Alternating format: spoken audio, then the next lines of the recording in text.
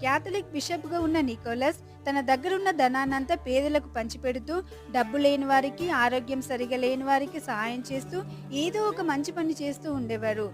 తన దగ్గరున్న డబ్బులని పేదవారికి ఉపయోగిస్తూ, వారి యొక్క అవసరాలని తెలుసుకొని, ఎవరికీ తెలియకుండా రాత్రి సమయంలో నాణాలను, వారికి అవసరమైన వస్తువులను ఇళ్లలో విడిచి వెళ్ళేవాడు. ఒకసారి ఒక తండ్రి తన ముగ్గురు కూతుర్లకి పెళ్లి చేయడానికి డబ్బు లేక అమ్మేయాలని అనుకున్నప్పుడు సెయింట్ నికోలస్ అతని సమస్యని గుర్తించి ఒక రాత్రి వేళ ఆ నిరుపేద ఇంటి మీదనున్న పొగగొట్టంలో నుంచి బంగారు నాణాలున్న సంచీలను జారవిడిచాడు.